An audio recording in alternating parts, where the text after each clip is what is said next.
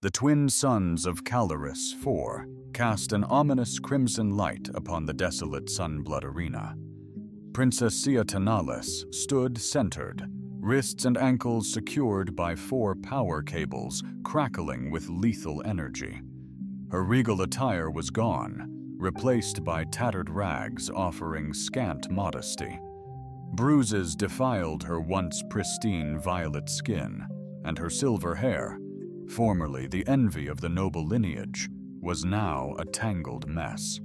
Plastered against her gaunt cheeks, the crowd erupted, a unified force of 20,000 diverse beings consumed by bloodthirst. Some perched precariously on seats, others surged against the shimmering energy shields, all throats raw from cries anticipating the royal execution. Citizens of the galactic hegemony, a colossal holographic projection materialized, revealing Prince Tanalis, his flawless visage magnified 100-fold above the arena. "Today, you shall witness true justice," he boomed. "My sister, Princess Saya, has committed the ultimate betrayal against our kind. She has exhibited the repugnant weakness of empathy." A wave of hisses rippled through the Tanzi masses. Emotional connection was deemed a vulnerability, a genetic imperfection to be eradicated. Saya raised her chin, her amber eyes, wide and radiant, displayed no apprehension, only profound disillusionment. She had anticipated this moment, yet hoped her brother's envy wouldn't escalate to such cruelty. The authentic Dustier stood on a levitating platform above the arena floor, adorned in pristine, bone-white ceremonial garb. His face, nearly indistinguishable from Saya's except for its sharper masculine features, revealed nothing but frigid gratification. "Technician," he commanded. A voice resonated across the arena. "Are the quadri beasts primed for action?" At the arena's edges, metallic panels hissed open, revealing 4 biomechanical canines. Gleaming with polished steel and advanced synthetic musculature, their eyes pulsed with artificial intelligence. Each was tethered to a cable secured to Sia's limbs. A technician's voice echoed, "Your Highness, quadrant protocols are locked and loaded for initialization." Saya briefly closed her eyes. Quartering, a relic of ancient execution, reimagined for breathtaking spectacle. 4 colossal beasts strained in opposing directions, poised to rend her asunder before the captivated throng. Not even her regal lineage could shield her from this brutal demise. Suddenly, a disturbance shattered the stillness at the arena's east gate. Guards bellowed, metal screeched, and flesh slammed against stone. "What unfolds?" Dyer questioned, his platform descending. The crowd's gaze pivoted as the colossal entry gates groaned open, revealing a lone figure, propelled forward by the trepidation of the guards behind. Guards wielding electrified batons maintained a wary perimeter. The prisoner, a human, an uncommon sight in this galactic quadrant. Humans were deemed rudimentary, suitable merely for manual labor or research specimens. This specimen towered close to 2 meters, his torso exposed, showcasing a physique sculpted from obsidian. Thick chains restrained his limbs, yet his gait suggested they were feather-light. The designation RX-12 was seared into his nape, coupled with the caution, "Untamed asset. Handle with extreme caution." Blood speckled his flesh, not his own. 5.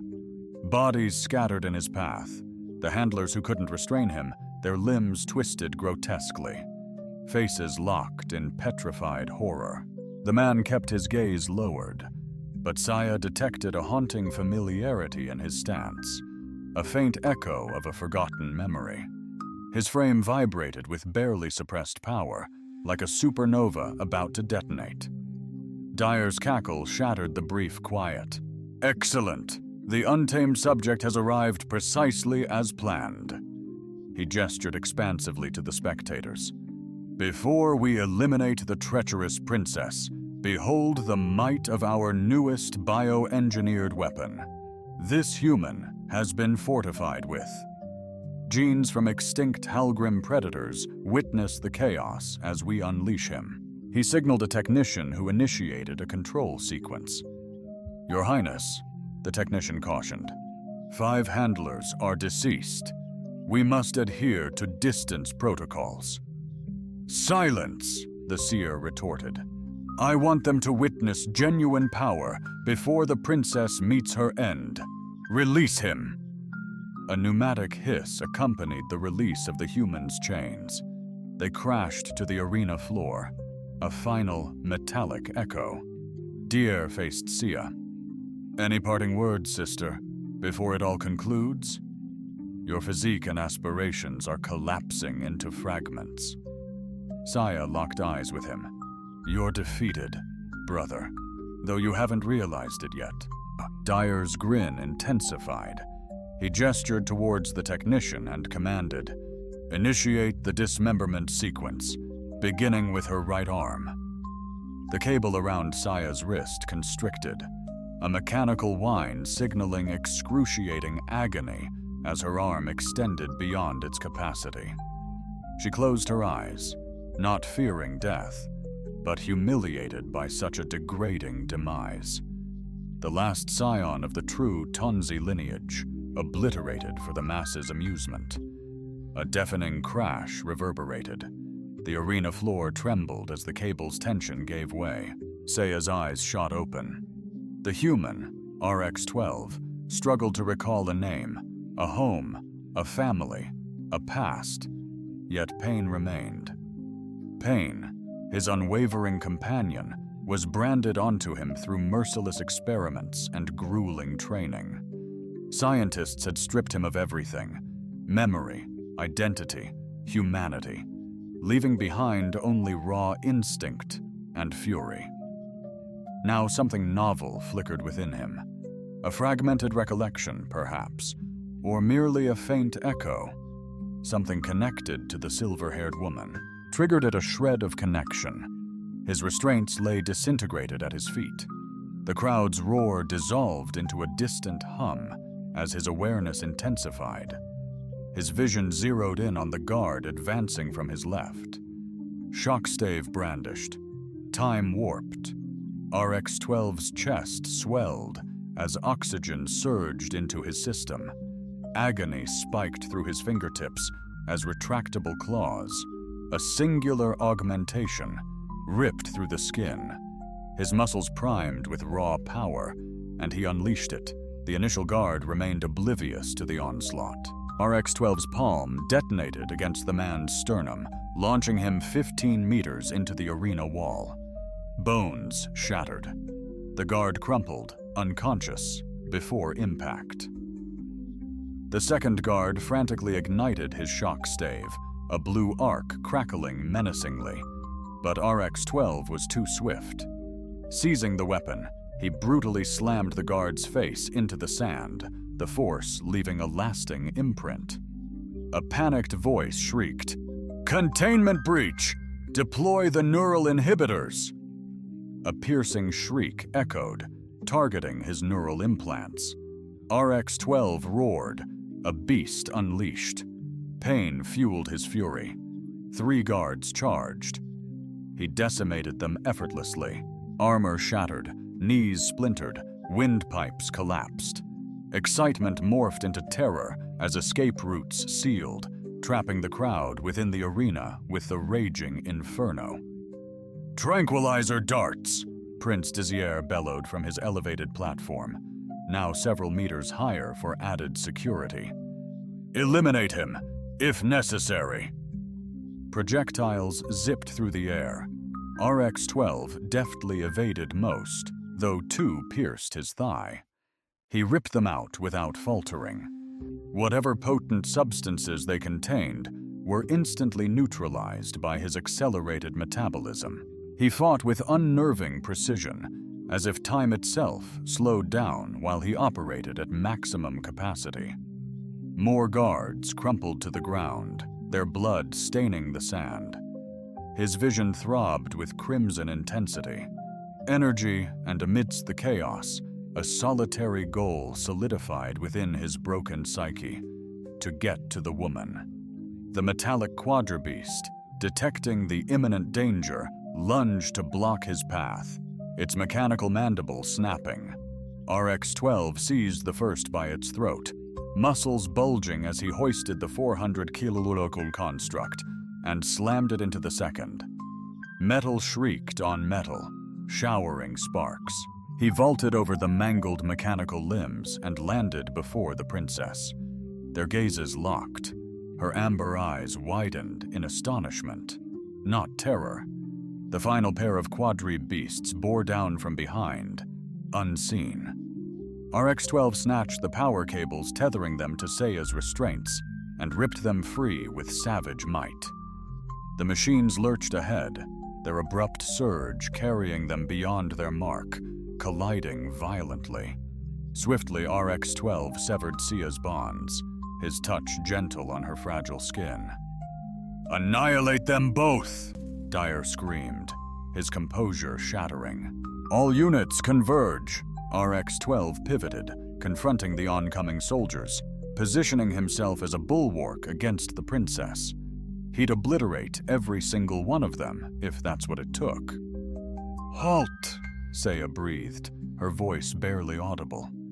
Miraculously, piercing the combat delirium that gripped his senses, RX-12 stunned everyone, himself included, by arresting the tempest within. It didn't dissipate, merely abated. His breath came in ragged gasps, crimson staining his claws, a souvenir of the fray. Though his body thrummed, poised to unleash havoc anew, he held. The approaching sentinels faltered, their bewilderment palpable. Never had they witnessed the human engine of war cease its destruction. Seiya, despite her suffering, advanced with an almost ethereal elegance. "You've done enough," she murmured, her voice a gentle caress meant only for him. X-112 pivoted, meeting her gaze head-on, and a fissure opened within his soul, a profound shift beyond the physical. The savage fury that had possessed him ebbed, displaced by an unfamiliar, unnamed feeling. The tempest within quieted to a low growl as he sank to his knees before her, his head lowered in supplication, or perhaps like a weary creature, at last discovering solace. His blood-stained claws trembled, betraying the brutal power he still possessed. The arena became a tomb of silence, 20,000 souls suspended in collective awe at this extraordinary spectacle. Seiya, despite her fragility and agony, deliberately lifted her hand. Her slender, graceful fingers, marred by bruised wrists, softly brushed his sweat-soaked hair. RX-12 recoiled slightly at the unexpected caress, not from terror or disgust, but from the sheer novelty of the tenderness. How long had elapsed since anyone had touched him with anything other than cold indifference or brutality? "It's all right now," she breathed, her voice echoing in the unsettling stillness. Something deep within him yielded, the rigidity melting from his immense body, his brow gradually sinking into her comforting touch. Against her core, the touch was ethereally gentle, considering his stature. His eyes fluttered shut, a first in his shattered recollections. The cacophony within, the voices demanding savagery and freedom, hushed. Above, Prince Sair's visage twisted in rage. "What dark magic is this?" he roared. "Guards, tear them apart at once." The remaining guards hesitated, unnerved by the inexplicable sight before them. The Empire's deadliest weapon pacified by a princess's gentle touch. Seiya's arms enveloped the kneeling man's head, cradling him tenderly against her as a mother would a child. Her eyes rose to meet her brother's, her regal poise momentarily restored to its majestic heights. "This ends now, Daisye," she declared, her voice echoing through the arena. "You have revealed your true colors to all, and I have discovered my champion." The breakout from Sunblood Arena had been utter pandemonium, but, empowered with the formidable Raylan by his side, Seiya had commandeered a shuttle amidst the chaos. 72 hours drifted past, leading them to a derelict mining outpost in Caloris 4's desolate north. Seiya sat pensively, memories flooding back. A child of 7 in the radiant temple of Luminous, Tony's sacred heart gleamed, imbued with quantum incense molecules swirling in radiant light, piercing crystalline windows. Her tiny hand gripped her brother's, both children adorned in ceremonial robes that scintillated with embedded data crystals, standing proud as children of Tani, the galactic dynasty. Protocol intoned, its holographic form morphing through the illustrious rulers of their ancestry. "Today, you shall be judged against a 10,000-year legacy." Young Dacier steeled his resolve, his hold on Sai's hand tightening, even at a tender 9 years old. Had perfected the emotionless facade demanded of their kind, the throne is not merely inherited. The protocol resonated, its voice booming through the ancestral hall. Tanzi selects not the firstborn, but the most flawless, whose genetic and spiritual essence embodies our radiant future. They had absorbed exhibits of ancestral triumphs, the quantum nexus crown, galactic expansion charts, meticulously curated genetic histories, each relic pulsing with power. Standing sentinel at the hall's end, gauging their power, was the Memory Stone, an ancient crystalline entity predating even their species' first forays into interstellar travel. It throbbed with an ethereal luminescence, existing as something beyond solid or liquid. "Descendants of Tanzi," the protocol resonated, "approach. Lay your hands upon the Memory Stone and unveil your true selves." Dier, as the eldest, stepped forward with assuredness, placing his petite violet hand on the stone. The stone responded, radiating a profound violet hue, the expected affirmation. Showcasing keen strategic acumen and formidable emotional restraint, the observers concurred with silent approval. It was Saiya's turn.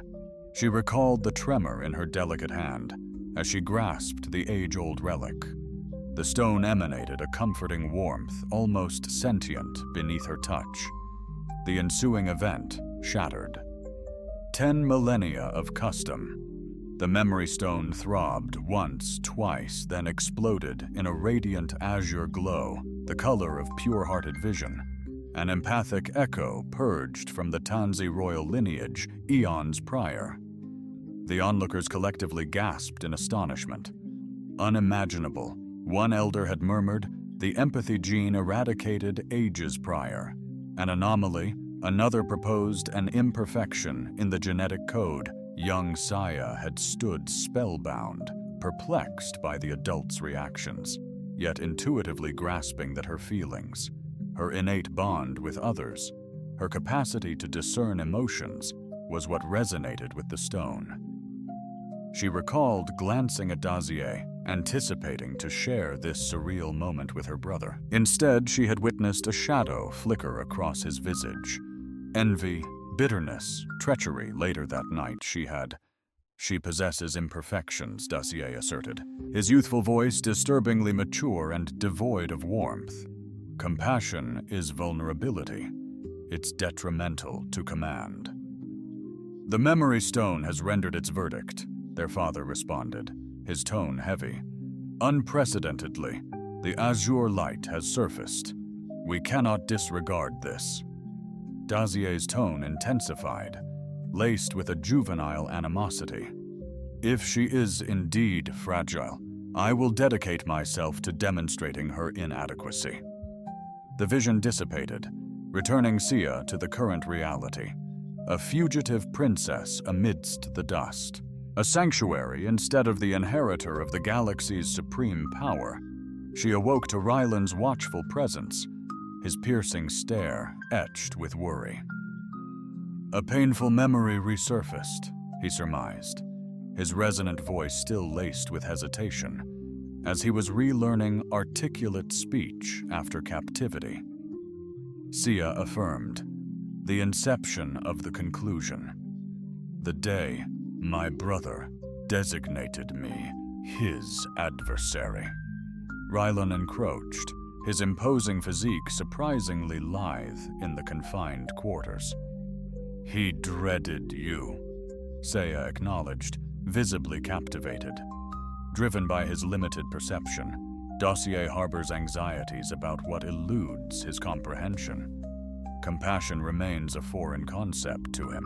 Is that the motive behind his lethal intentions towards you? Your capacity for empathy? Saya's luminous amber gaze locked with his darkly enigmatic eyes. The Tanzi adhere to the belief that emotions compromise sound judgment. For millennia, we have cultivated unwavering rationality. However, the memory stone selected me precisely because of my emotional depth. Consequently, Dossier perceives me as a menace to the very foundations of our society. Rylan's brow furrowed in contemplation. But your strength derives from that very capacity, not weakness. Saya offered a fleeting, uncommon smile since their encounter. Escape beckons, yet that's his greatest fear.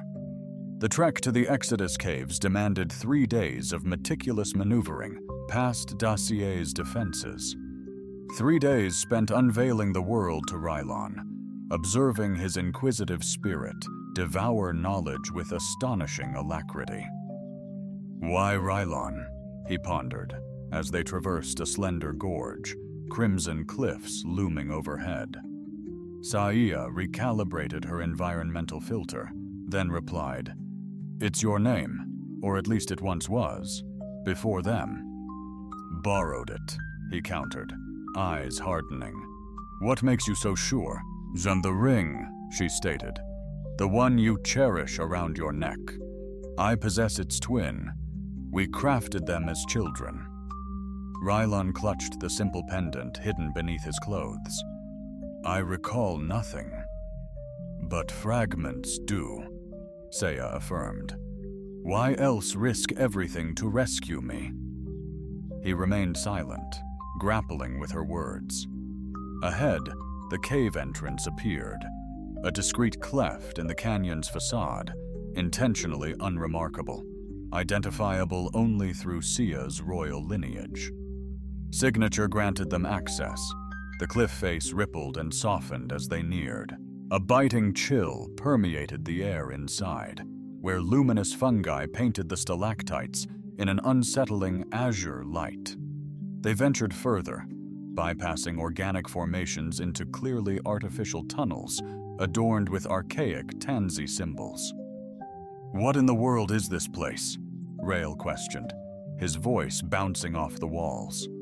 "One of our most ancient research outposts," Saya elucidated, "established prior to the genetic cleansing mandates. My father revealed its location when I was 16, hinting that I would eventually grasp its significance.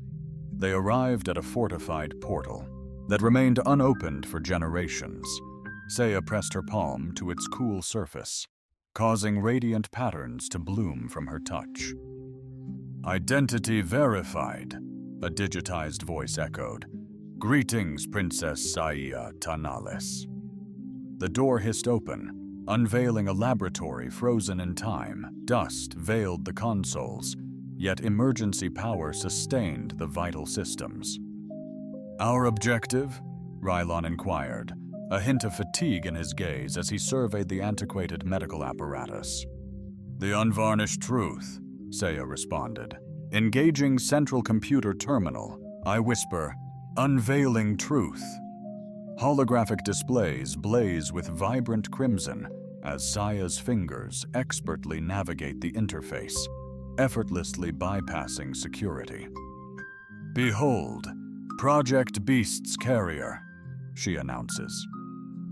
Files flood the screens, detailing research data centered on a terrified 4-year-old boy suspended within a containment unit, his eyes wide and alert.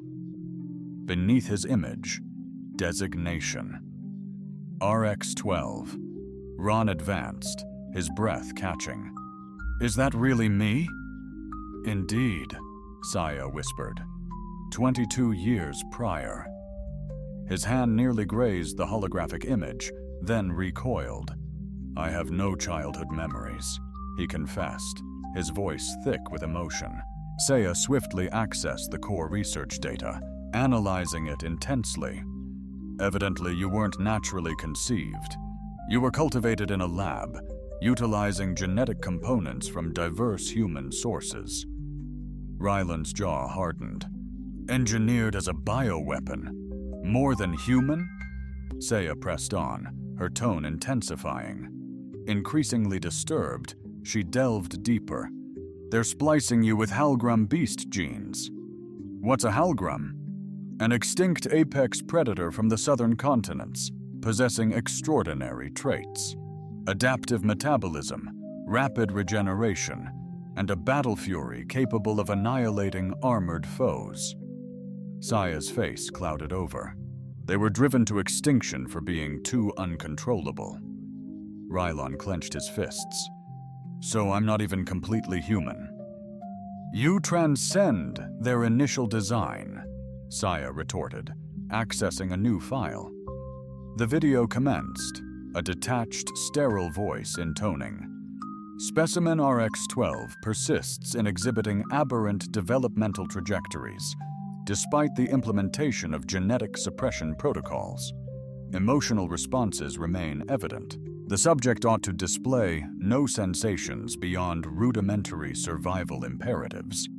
However, analysis reveals heightened cognitive capabilities and pronounced emotional bonding, specifically with subject teen. The footage then depicted a youthful Rylon, approximately 7 years of age, seated within a sterile enclosure. Opposite him sat a young girl with argent hair, undeniably Sia. Herself. That's us, Rylon breathed, drawing nearer. In the recording, young Sia shared a piece of fruit, their fingers brushing lightly. Monitoring equipment registered a surge in the boy's neural activity. The clinical voice persisted. Fascinating. The emotional bond with the Tonzi girl seems to significantly amplify Specimen RX-12's combat efficacy. Aggression levels escalate by a remarkable 47% when he senses a threat to subject T-17. The recording then skipped forward to another scientist. Spoke, the High Council has decreed the isolation of the specimens, deeming their connection a potential threat. However, prior to severing contact, we shall assess the repercussions upon the full combat protocol's initiation. Should RX-12 perceive the girl as irretrievably lost, could Rylon's fist impacted the console with devastating force, spiderwebbing its surface. They manipulated you to subjugate me. No, Saya gently countered. They attempted to weaponize me to unleash your fury, but they gravely miscalculated. She unveiled another file, showcasing Rylon's youthful brain scans. Analyze this. Fury isn't senseless devastation. It's unwavering defense. Rylon, you weren't forged as a destroyer, but engineered as a guardian. He scrutinized the data, grappling with this unveiling. A bulwark for whom? For me, Saya murmured softly. My father greenlit this clandestine project after the Memory Stone selected me. He foresaw Zier's rejection, so he conceived you to safeguard me when he was unable. Rylon's obsidian gaze locked with hers, seeking veracity. Thus, my raison d'etre has invariably been to shield what you hold dear, Seiya.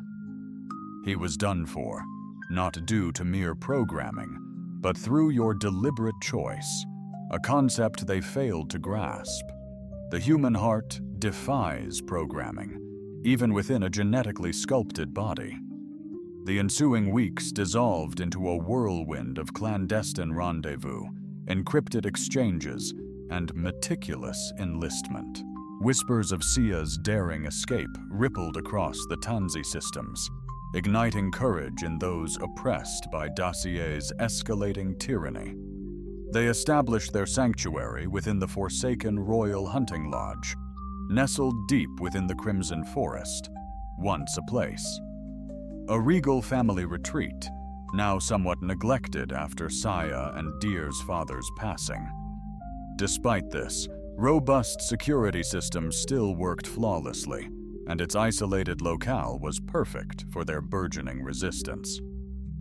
The mineral guilds committing 30 vessels and 200 fighters, declared KX, a hardened Tony warhorse formerly under Sia's father.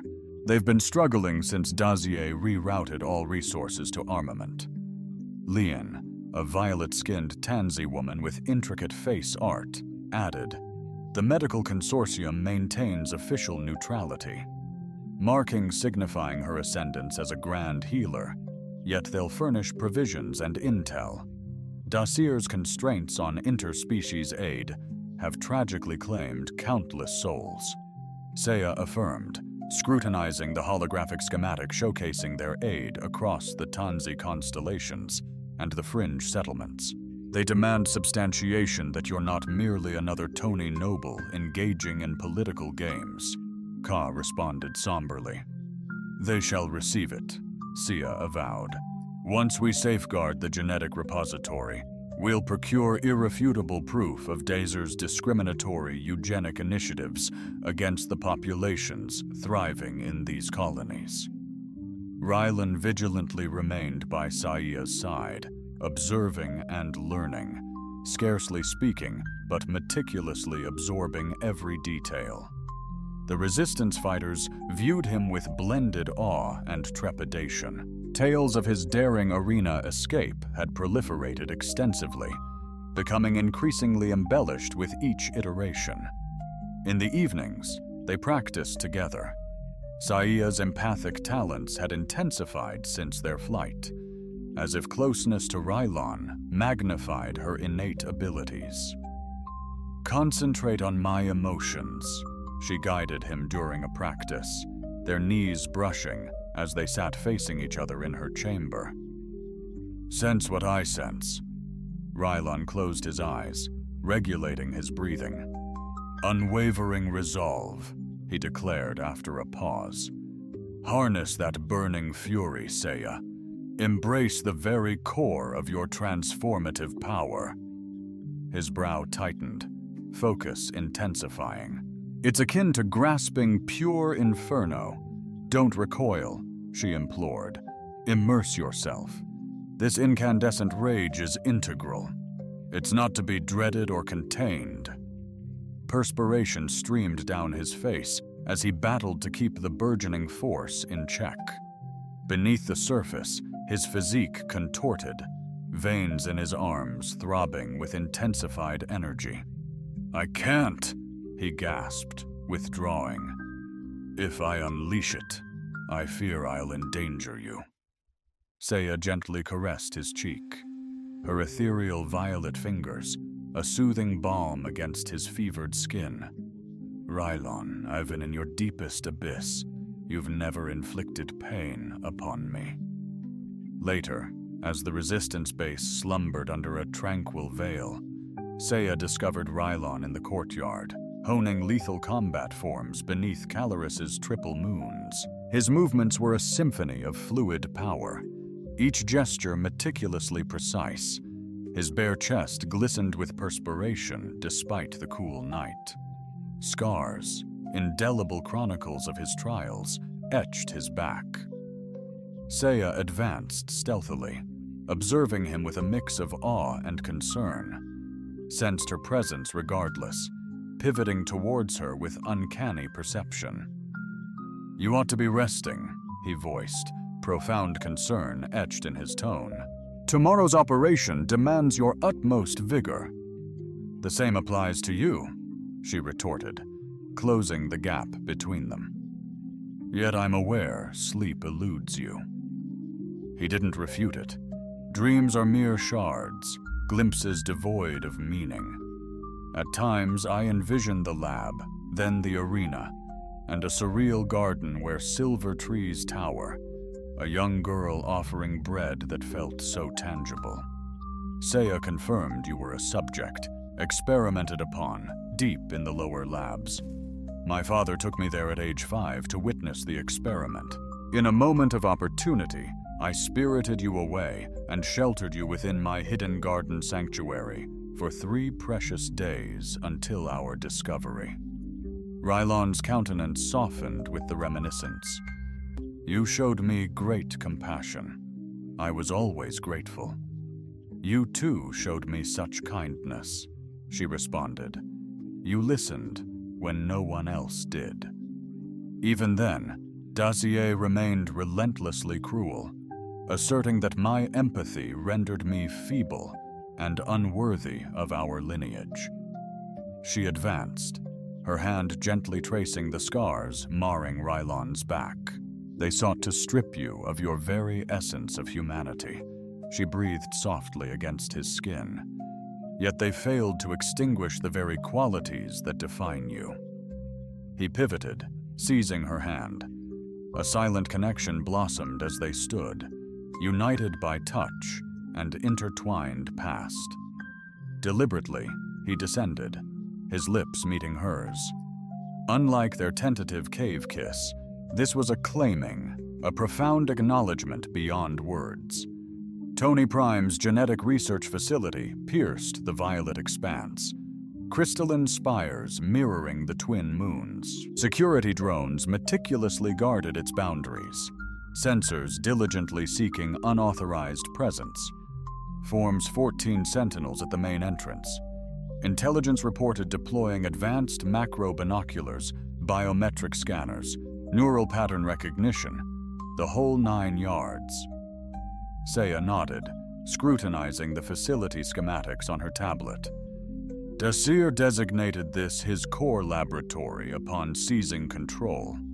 Intel suggests he's executing genetic modifications on colonial species, coerced adaptations to yield more productive labor forces. Rylon's jaw clenched. The notion resonated with brutal familiarity. How do we infiltrate? My royal access protocol ought to still function on the auxiliary network, Sia clarified. Would never concede the possibility of my return, as erasing them would betray weakness. Their tight-knit team, Saya, Rylon, Kayx, and a pair of valiant resistance fighters, crept forward, cloaked in shadow. Saya led them to a maintenance hatch, cleverly masked by lush foliage. She pressed her palm to the scanner, holding her breath. The panel pulsed violet, then chimed with a gentle affirmation. Access granted. Welcome, Princess Sai. Arrogant bastard, Kayx seethed. Never imagined you'd have the audacity to return. They slipped in via the service tunnels, bypassing the primary hallways. Saya confidently led the way, her youth spent exploring the facility, while her father worked granting her an intimate knowledge. The framework remained mostly consistent, despite updated security at crucial points. The central data core lies 3 levels beneath us, Saya murmured, as they crept through the shadowy roots. Every piece of research data is secured there. Rylon shadowed her silently, his senses heightened, his sharpened hearing. Snapping into focus, he discerned the measured cadence of patrolling guards, granting the team a precious few seconds to vanish into a shadowed alcove just ahead of exposure. The sterile clinical scent of antiseptic compounds and stale recirculated air within the facility exhumed fractured recollections of his own period, spent confined within parallels. The central data nexus was attained without incident, perhaps a touch too painlessly. The colossal chamber throbbed with the raw vigor of quantum processors, its holographic interfaces splashed with looping streams of research data. "Secure the entry," Saya directed KX and the rest. "I require approximately 10 minutes." She initiated access to the... Rylon paced the room, his senses screaming that something was amiss. "This is far too easy," he muttered. Saya worked with focused intensity, duplicating vital files onto a secured data crystal. Genetic augmentation projects, forced labor adjustments. "Observe this," she revealed. "Dyer has been conducting experiments on children hailing from the outer colonies, endeavoring to engineer specialized worker strains." Rylon peered over her shoulder, his gaze hardening as he examined the data. "Exactly what they inflicted upon me. We must transmit this vital information to the Galactic Council immediately," Saya urged, finalizing the file transfer. At that moment, a piercing alarm shattered the silence.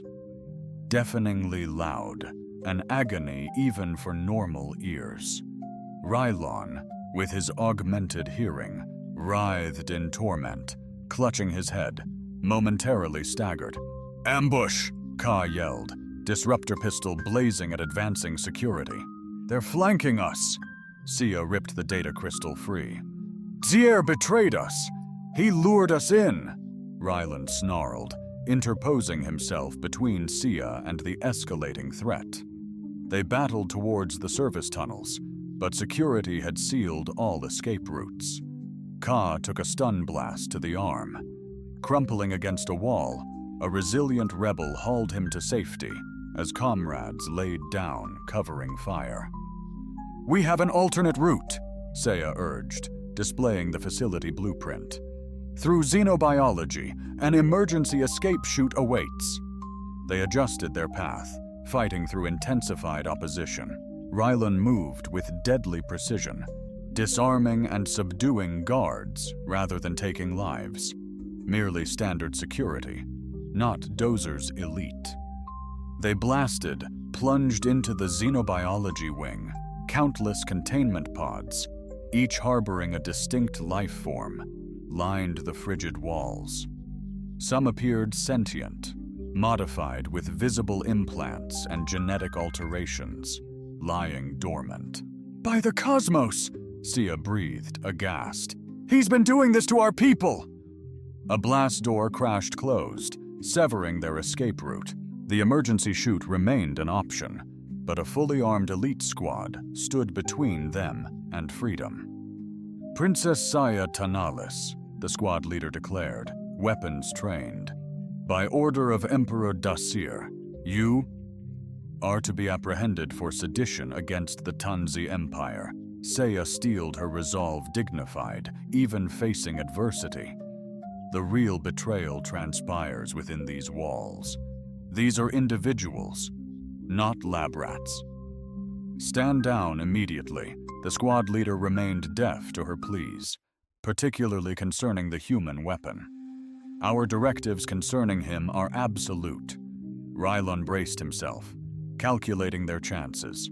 20 heavily armed sentinels with neural inhibitors fine-tuned to his unique makeup. The others couldn't breach this formation, and he couldn't safeguard them all if he just lashed out. A primal surge coursed through him. The monster awakened. "Release them immediately, or face the consequences!" the squad leader roared, leveling his weapon at Psy. Time seemed to distort. Rylon felt a tempest of fury rising within him, threatening to consume his awareness, a sensation he knew all too well. His reflex was to resist, to desperately retain command, but the price was dire. Capture, and Sia's certain death. Sia's gentle touch on his cheek focused him. Her unwavering amber gaze held no terror, only resolute conviction. "Release your inner self," she conveyed. "Accept it as who you are." The squad leader bellowed a command, and weapons intensified with a sinister hum. Rylon embraced his fate, not stifling the beast within, but forging a union with it. He consciously initiated the metamorphosis, his senses amplified, colors heightened. Muscle density surged, veins pulsed beneath his skin, claws erupted, and teeth sharpened into lethal points. Yet unlike before, his mind remained lucid, sharp. The commander shot. Rylon reacted, traversing the space in a heartbeat, intercepting the neural beam with his bare hand. Raw power surged through his fingertips, fading into nothingness. This transformation wasn't a mindless frenzy like before. This was calculated, targeted, precision destruction. Rylon surgically neutralized the guards, dismantling weapons, not lives, disabling instead of decimating. He flowed through the ranks like a deadly waltz, each movement efficient and absolute. When lab workers emerged, drawn by the escalating chaos, Rylon meticulously avoided them, his enhanced senses sharply discerning threat from innocent, soldier from scientist. Minutes. The entire security team was incapacitated. Not a single civilian was hurt. No lives were lost. Seiya gazed at him. Utterly astonished, Rylon stood resolute, still partially transformed. His breathing was steady, his posture composed. For the first time since his genesis, he existed in harmony, neither purely human nor purely beast, but something novel, something complete. "We must leave," he said, his voice resonant yet restrained. "Backup will arrive soon." They escaped via the emergency chute. Breaking the facility's edge, their support squad idled in a silent transport primed for rapid escape. As the vessel ascended, piercing Tony Prime's skies, Rylon let the shift dissolve away, a gentle, serene return unlike the torturous reversals of before. "You mastered it," Saya announced, nearing him in the serene cockpit, her delight palpable. "Not mastered," Rylon clarified. "Embraced. The distinction matters." Later that night, as the hijacked vessel soared through hyperspace, charting a course for their rendezvous, Saya entered his chambers. Silence filled the air, yet no words were necessary. Their bond surpassed mere language. He stood unwavering as she approached, still brimming with the raw energy of his metamorphosis. Remnants of the change lingered, a deepened intensity in his gaze, more pronounced musculature, a palpable primal force radiating from his very being. Their union was neither tender nor tentative, but a passionate claiming, a jubilant commemoration of resilience and revelation. His altered state unlocked uncharted depths of sensation. Their intense physical connection, raw primal passion, tempered by profound devotion, raw strength, by tender caress afterward as they lay entangled. Saya traced the fading marks of his transformation along his arms. "You're not merely becoming more human," she observed, "and I'm not merely becoming more.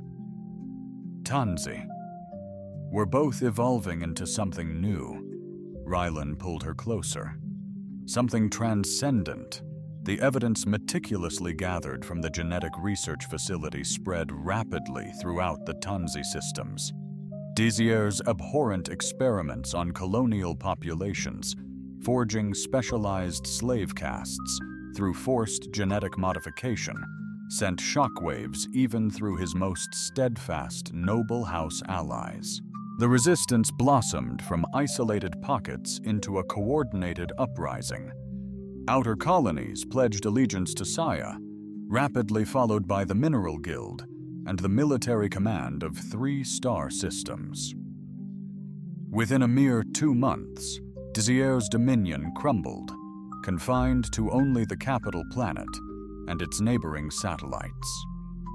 "He's cornered," KX reported during a strategy session on their flagship. The neural disruptor had left a starburst scar on his shoulder, a constant reminder of the fight. "Our intel suggests he's drastically accelerated. Weapons innovation, encompassing refined iterations of Raylon's visage, clouded. How many? 12 subjects, exclusively human derivatives. Tragically, none endured the augmentation." Saya's grip intensified around the tactical interface. "He aims to engineer his personal sentinels, yet devoid of emotional resonance, they're mere armaments." Rayon concluded volatile, ungovernable. The verdict was reached. They would assault the capital before Dier could finalize his nascent weapons initiative, leveraging their burgeoning armada to circumvent the planetary shields and disembark precisely at the Imperial residence in 72 hours. Subsequently, the offensive commenced. Insurgent vessels clashed with Dier's fortifications high in the atmosphere. Simultaneously, Saya Rilan, alongside a specialized strike force, discreetly penetrated the palace via age-old, family-exclusive access routes. They surfaced deep within, battling upwards against intensifying opposition. Rylon, partially transformed, powerful enough to shield their progression, yet disciplined enough to synchronize with the unit, pressed onward.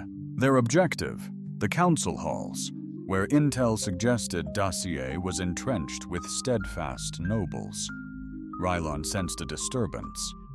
"Something's amiss," he cautioned, nostrils twitching. "I detect apprehension, yet the guard presence is insufficient." Before they could withdraw, concealed panels in the passage hissed open, revealing not sentinels, but autonomous defense constructs. Precisely calibrated to exploit Rylon's unique biology, focused sonic waves battered his augmented senses, while airborne chemical agents threatened to unleash an involuntary metamorphosis. Rylon crumpled, one knee hitting the floor, battling both the relentless assault and his own physiology. The primal beast within wormed, desperately seeking dominance. Lacking the equilibrium he had so meticulously cultivated, Rylon commanded Saya and the team to finalize their objective, declaring, "I'll contain them here." Saya faltered, grappling with strategic imperative versus heartfelt allegiance. "Have faith in me," Rylon asserted, his voice strained. "I'll locate you." With a brief acknowledgement, Saya spearheaded the assault squad forward as Rylon confronted the automated safeguards. The echoes of combat diminished as they progressed to the higher echelons. The council chamber's colossal portals stood ajar, a further omen. Saya gestured discreetly for circumspection as they breached the immense vaulted area.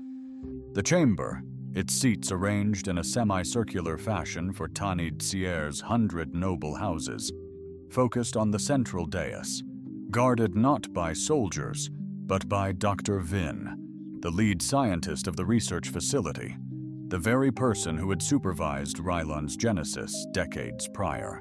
"Sister Dier," he greeted, his voice amicable. "I anticipated your arrival. Your uprising has been remarkably enlightening. I misjudged both your ingenuity and your widespread attraction."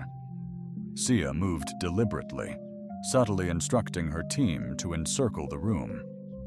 "It concludes here. Sierre, the colonies have rallied behind me. The military command unequivocally supports my claim, and even the noble houses are swiftly abandoning their allegiance to you." Dazier's smile failed to mask the cold fury in his eyes. "Because you unveiled my groundbreaking research. Please, Our forebears committed far greater atrocities in forging this empire. The nobles merely decry the exposure of the methods, not the methods themselves. The tide is turning, Saya, he asserted. Saya countered firmly. The people crave leadership, not tyranny. Dazier sneered. The people spit. They are ignorant of their desires. They require guidance, dominion, and a purpose. He then seized Dr. Vaughn, forcefully pressing a neural disruptor against him. Did your monstrous creation divulge the grim truth of his genesis, Elder Scientist Temple? That he was destined for obsolescence, the affection a mere trial to gauge his endurance before genetic self-destruction? Saya's voice was unwavering. We unearthed the logs. We're privy to all. Zier retorted. Not quite. You're unaware I've refined the method. My subsequent specimens require no emotional tethers. They are unadulterated instruments of war, subservient solely to my command. A portal materialized, admitting 3 figures, human in rudimentary form, but grotesquely amplified muscles strained unnaturally beneath ashen skin. Their eyes were vacant, pupils fully dilated. They moved with robotic precision, encircling Dazier. Magnificent, wouldn't you agree? Dazier boasted, devoid of personality, emotion, frailty, humanity. Saya murmured, You've birthed abominations. Dazier retorted, I've forged the future of combat. He addressed the nobles in the chamber. Observe the one you deemed worthy, a weakness, empathy, connection, with genetic weaponry. She has desecrated the Tanzi Code, dalliance with a human arsenal, compromising our genetic integrity. The chamber doors burst open. Ryland strode in solo, clothes shredded, wounds evident, yet moving with deadly intent. Unarmed, he exuded raw power. Dyer's augmented troops moved to engage, but Dier commanded, Halt, let the prime specimen advance. Witness who she stands beside. Ryland calmly reached the chamber's heart, standing next to Sia. His eyes, black as midnight, scanned the room, taking in the nobles. New prototypes before finalizing dossier. Indeed, you're correct, he declared, his voice echoing through the chamber. I am a monster, a weapon forged in your labs. His eyes turned to Sia, softening briefly, but through her, I command my humanity. Dacier chuckled. Icily. Command, you speak of command. You're a genetic fabrication. Your emotions are coded, reactions to maintain your molecular integrity, perhaps, Raylon conceded, but even coded emotions are experienced, are authentic. Dacier's face twisted in revulsion. Authentic. Nothing about you rings true. You're a disastrous experiment, long overdue for termination. He brandished a device, proclaiming, Behold, the extent of your utter powerlessness. Activating it, an ultrasonic shriek, imperceptible to most, resonated. Rayon instantly identified it. A neural disruptor, crafted to obliterate conscious command and unleash primal transformation. Agony seared his mind. The inner beast bellowed, desperate for control. Vision swam, muscles convulsed as the unwilling metamorphosis commenced. Claws tore from his flesh. Fingertips sharpened, teeth extended, skin deepened as blood vessels pulsed. Zier smirked victoriously. Behold, no restraint, only raw, primal instinct. Attack mode engaged.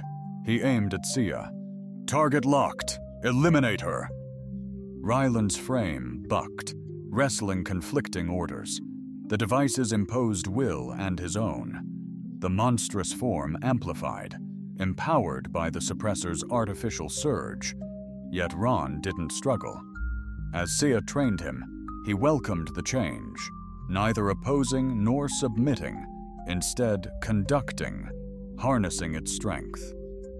His gaze sharpened, claws fully deployed, body transfigured, yet his intellect remained lucid, intensely focused. Dyer's cocky smirk wavered. "What are you stalling for? Attack!" Rylan commanded, his voice resonant yet articulate amidst the change. With unparalleled velocity, he lunged toward Dyer's augmented soldiers. They attempted interception, but lacked his honed mastery. Where they possessed raw power, bereft of finesse, he wielded both. He neutralized the first, with a calculated strike targeting a key neural nexus. Second, with a joint lock that neutralized its augmented muscles. The third landed a rib-cracking blow, lethal to ordinary humans. Rylon absorbed the impact, expertly redirected the force, and swiftly incapacitated his adversary with a sweeping leg maneuver. Dyer's face twisted in rage. "Annihilate them all!" he screamed at his remaining guards, who surged in from side entrances. What ensued wasn't a battle, but a masterclass. Rylan flowed through the guards, disarming, not killing, disabling, not maiming. Displaying leniency, he spared those who yielded, while neutralizing those who resisted, ensuring no lasting injury.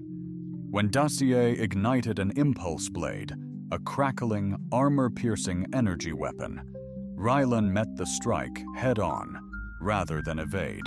His transformed hands, resilient to the energy field, seized and pulverized the blade. Shattered components rained upon the floor between them. "I need not extinguish you to vanquish you," Rylan stated calmly. Dacier recoiled, his composure crumbling. "Guards, loyal houses, defend your emperor." Yet none stirred. Saya advanced, her unassuming battle attire belying a regal aura. "I am no mere victim," she proclaimed, her voice echoing powerfully. "Nor am I some exile. I stand as the Empress of Tansi, ordained by the Memory Stone, validated by my deeds, and championed by our loyal subjects." One by one, the esteemed representatives arose, not in defiance, but in recognition. Dacier, witnessing his dwindling support, collapsed in supplication. "Sister, show mercy," he pleaded. "Indeed," Saya responded. "Mercy, not as a sign of feebleness, but as a demonstration of power." She addressed the council.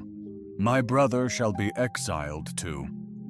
At Sarah's asteroid monastery, destined for lessons in humility and discipline akin to ancestral ways, the ex-emperor, now under Sia's loyal guard, departed, his face a blend of shock and gratitude for his spared existence.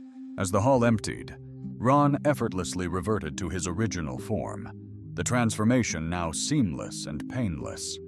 Sia approached, decorum limiting physical closeness, yet her eyes spoke volumes. "Impossible," she declared. "It's merely commenced," Rylan countered serenely. The subsequent weeks after Dacier's ousting became a vortex of diplomatic summits, policy overhauls, and formal rituals. Saiya's ascension to Empress was set for the approaching lunar convergence, allowing envoys from every Tanzi dominion to partake. Rylon occupied an ambiguous station, regarded neither as a mere lackey nor an outright peer by the traditional Tanzi elite. Many tolerated his presence through sheer practicality, others through honest admiration for his part in the uprising, and a scant few with unconcealed disdain. Raised eyebrows at a genetic construct near the Empress as coronation preparations intensified. Rylon sought solace in the palace gardens, reminiscent of fragmented memories, silver-leaved trees, crystalline fountains, and fragrant night-blooming starflowers. Saya, escaping her advisors, found him there. In the garden's seclusion, they could converse freely, as equals, shedding protocol's burden.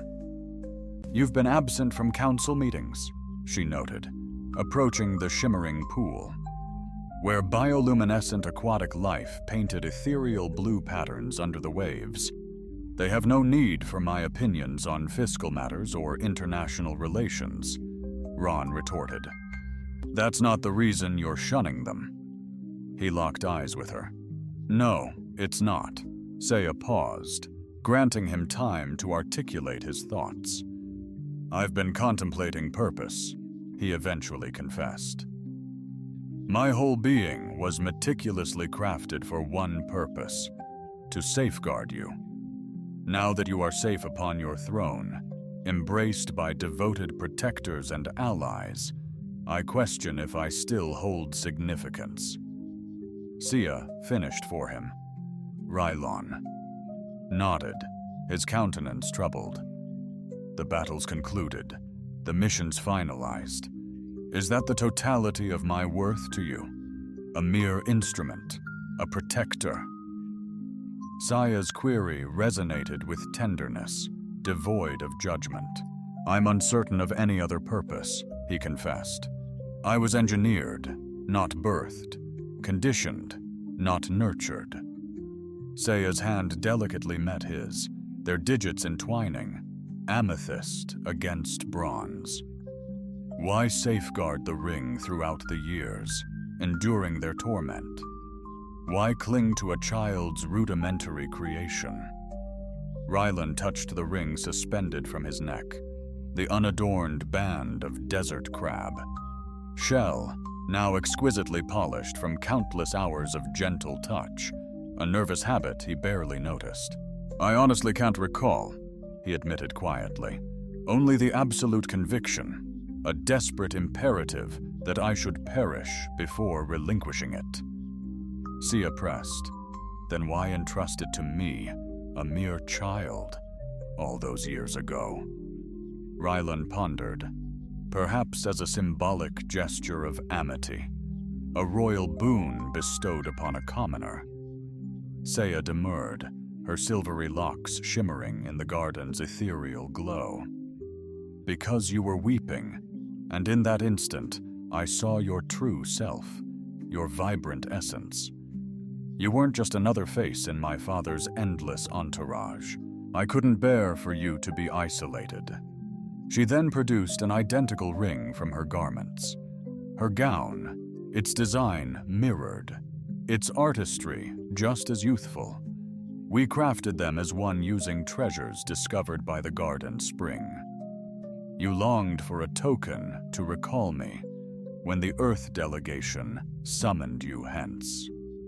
I vowed we'd reunite as we matured." Ryland's gaze lingered upon the aligned bands, sentiment compressing his windpipe.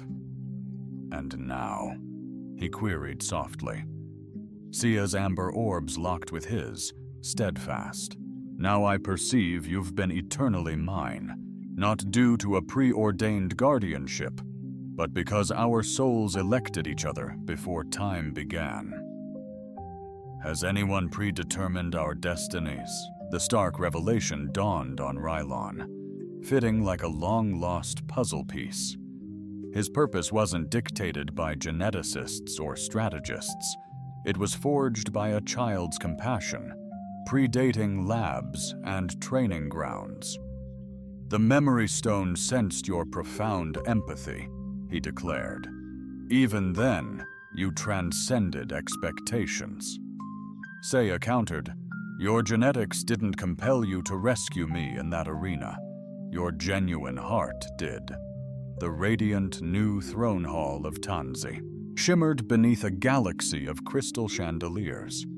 The former imperial chamber, initially conceived to inspire awe through severe angles and overwhelming majesty, now beckoned engagement.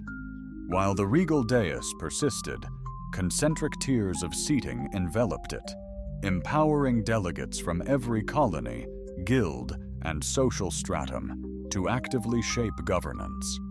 Saya graced the chamber's core, adorned in a gown of radiant white fabric, complemented by hues mirroring her violet complexion. Her silvery hair was styled in an elaborate coiffure. A radiant crown of interwoven braids, adorned with bioluminescent blooms symbolizing flourishing beginnings, graced her head. She had discarded the metallic crown, a relic of division between leader and people. Silence descended as she raised her hands, centuries of reverence commanding attention. "People of Tansi Saya." Her voice resonated, clear and powerful, reaching every corner of the vast hall unaided. "A year ago, we were fractured. Today, we are unified, not by coercion, not by dread, but by deliberate choice and shared ambition." Her golden eyes scanned the gathering, briefly meeting gazes from the frontier colonies, the mining consortium, and the ex-military leaders who had realigned themselves. For millennia, our society prized detached logic above all. We cultivated it, ruled by it, and excused brutality in its name. Her eyes lingered on Zir's empty chair, now atoning in the asteroid sanctuary. We falsely assumed emotion weakened us, that compassion eroded our supremacy. She gestured towards the information. Crystals displayed on pedestals throughout the chamber stand as stark testaments to genetic experimentation, coercive labor initiatives, and the calculated subjugation of those deemed inferior. These are not the fruits of strength, but of profound vulnerability, not of grandeur, but of utter disgrace.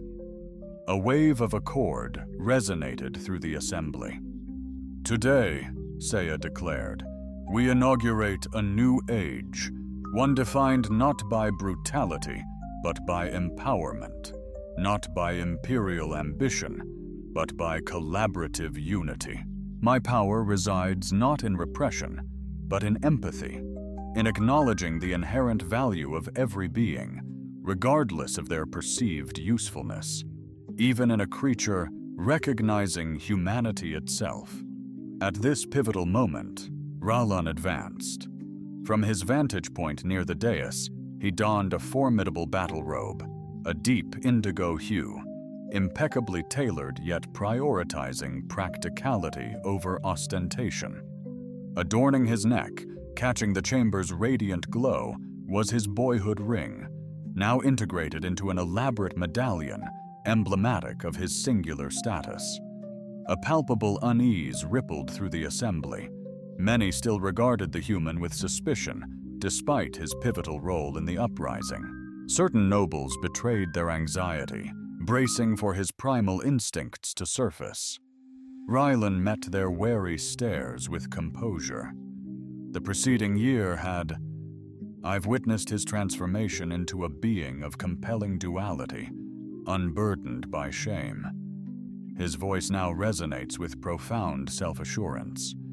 I present myself to you, straddling the realms of humanity and Tonsai, civilization and untamed instinct. Like many of you, my very existence was predetermined, molded to fulfill aspirations beyond my own. These scars, etched upon my forearms, serve as a visceral testament to a past defined by constraint. I was indoctrinated to believe that my worth resided solely in subservience, in the suppression of my inherent self, in embracing a manufactured persona. Yielding to external pressures, Rylan pivoted, his eyes meeting Sia's. Respect laced his gaze, yet a profound, unspoken bond superseded mere rank, though one dissenter perceived it otherwise. I pledge to safeguard this burgeoning world, he declared, not just with might, but with empathy. His voice, though gentle, resonated through the hall.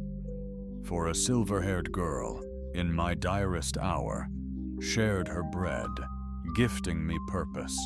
He offered Saya his hand, a breach of traditional Tony decorum, yet deeply meaningful. Even more earth-shattering to the traditionalists, she accepted instantaneously, their fingers visibly entwined. The future of Tony will be forged not upon genetic purity or repressed emotions, Seiya proclaimed, but upon deliberate choice, genuine connection, and recognizing the complete individual, not just their function, but their very essence.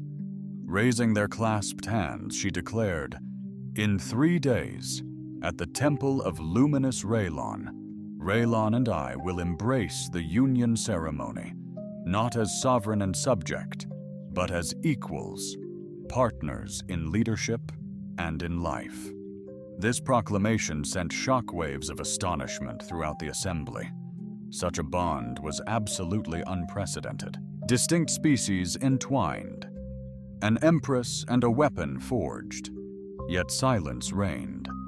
Respect, recognition of obsolete traditions, or perhaps witnessing Sai and Rylon's bond, even the most staunch traditionalists glimpsed their potent connection. 15 years onward, the temple archives hushed in the pre-dawn stillness. Age-old data crystals shimmered gently, preserving 10 millennia of Tanzi legacy. The atmosphere carried the faint scent of quantum incense, lingering serenely. Ancient documents, vestiges kept tangible as safeguards for virtual compendiums. A diminutive silhouette navigated grand shelves, gilded irises ablaze with wonder. Prince Kalin Tanales Rael, scion of the Tanti Union, bore his maternal violet complexion alongside his paternal, fervent dedication. At 7 cycles, he showcased staggering intellect and terrestrial versatility, plus an unyielding nature that tested instructors. He halted before an exhibit flaunting rudimentary bands fashioned of desert crab carapace, enshrined upon crystal. From chaos, serenity; from fury, decisions; from isolation, affection. What brings you to this place, Stardust Warrior? A resonant voice echoed from the archive. Kaylin pivoted, unperturbed, a smile gracing her lips. "Father, I'm delving into our lineage for my junior council presentation." Rylon glided closer, his movements a testament to hard-won self-assurance. At 45, his physique remained formidable, his human aging gracefully tempered by his unique heritage. Silver highlights dusted his dark hair, adding a touch of worldly wisdom rather than the mark of time. "And have you unearthed the knowledge you seek?" he inquired. Hunkered down next to Kaylin, he gestured towards the rings. The archivists were cagey about this tale, claimed it was a nuanced historical matter needing parental discretion. Real's lips curved into a smile. "The archivists are incredibly meticulous." Dad Kaylin questioned with childlike candor. "Is it really true you were once a savage monster? That's what Counselor Choro's kid said, that you were a failed experiment." Rylon's face turned pensive, not irritated. 15 years as the Empress's consort taught him to meet such inquiries with truthfulness over reactivity. "I was." "Indeed," he confessed. "I was engineered to be a formidable warrior, endowed with exceptional capabilities. Granted, on occasion, I morphed into forms that unsettled onlookers, akin to the beasts of legend, complete with savage claws and teeth." Kaylin, her curiosity piqued more than her fear, inquired further. Rylon affirmed, "However, the tales frequently omit a crucial detail. I mastered the art of commanding these transformations, channeling them for guardianship rather than destruction." "Think you've still got it?" the boy inquired keenly. Rylon chuckled. "Sometimes Dad gets a little untamed." His eyes drifted to the archive entrance where Seiya stood, her silver hair trimmed shorter for convenience. yet still luminous, particularly after Mom's affection, Seiya neared, a playful smirk on her face. Corrupting our offspring with dubious trivia, are we? Historical insights, Rylan playfully countered, rising to meet her with a fleeting kiss. Kalen scrunched up his face in mock revulsion, then gestured toward the rings. Were these truly yours? They possess an air of homespun creation, just as intended, Seiya affirmed, resting a hand on his son's shoulder. These tokens were crafted by two children, long before societal constraints dictated their identities or affections. Kalen examined the humble artifacts with newfound reverence, and they merit preservation alongside foundational charters and peace accords. More so, Raylon stated, those records recount events. These embody the unwavering familial bond that predates it all, standing before the unpretentious display. Backlit by the archive's gentle glow, a testament stood. Connection soared beyond design. Choice trumped programming, and love reshaped the fiercest spirit. Deep within the ancient vault, on a crystal pedestal, two children's rings echoed their wordless saga. From turmoil, serenity; from fury, resolve.